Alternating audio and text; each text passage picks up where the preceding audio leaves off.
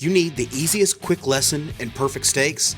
Follow these 8 tips to reach steak mastery for your next dinner. Hang on, because number 8 sets the wow factor. First, let's start with high quality steaks.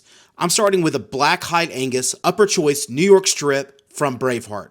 Braveheart has been a go-to brand for my steaks. See link below to their website. So notice the fat that I'm trimming off. I'm making sure that I got a nice, great cut. I'm removing a lot of the sinew and things like that.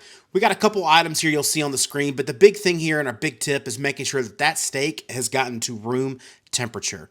We're wanting to make sure that allows it to get a warm red center that'll keep the insides nice, warm red, keep it from being blue, which lets us know that it's too rare, and that's because the center was too cold.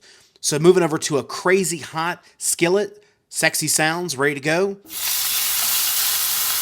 Yes, and you get that sound from that crazy hot oil pan, and that's what we're looking for.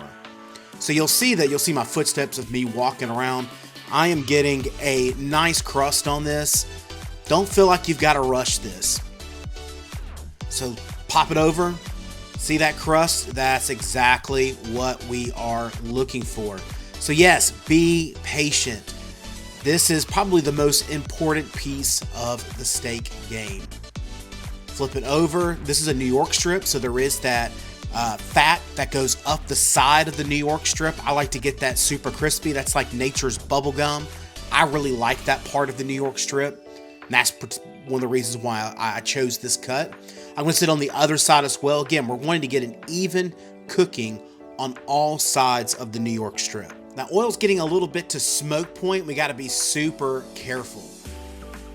So you'll see I'm kind of making adjustments here. We're not wanting to necessarily always have it at full smoke. Once I've gotten my crust on it, I'm going to kind of start turning it down. So we got something that's kind of in the works here in just a minute. So drop that heat down. It's going to help us out because our next thing that we're doing is starting to add a lot of our other ingredients, specifically that whole butter. So we're needing that whole butter to melt and to brown, but not turn black. So we're adding in our herbs and garlic, and then it is my favorite time of the steak cooking, baste until sexy. So you notice I got a nice light brown going on with that butter.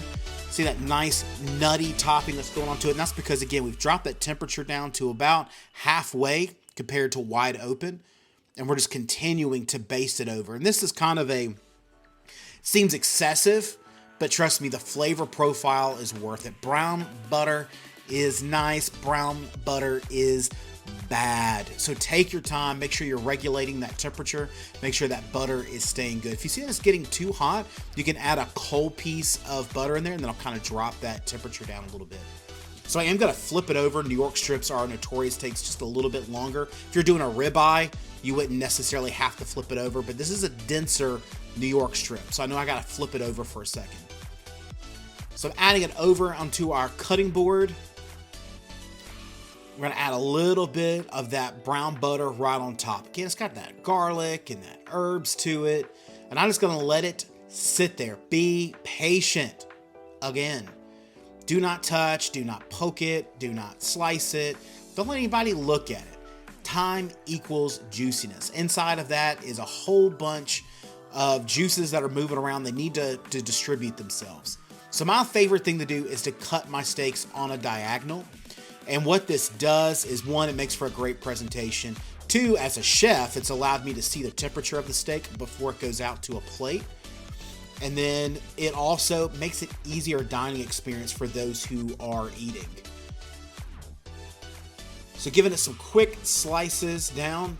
Again, you'll find the grain and make sure that you cut opposite of the grain. Never cut with the grain of the steak. Let's give it an old try. And absolutely buttery, absolutely delicious, a wonderful steak. It's an easy thing to make great steaks. You can do it. If you enjoyed this, make sure you hit the like, you hit the subscribe, and we're going to see you next time on Kitchen Boot Camp. Bam!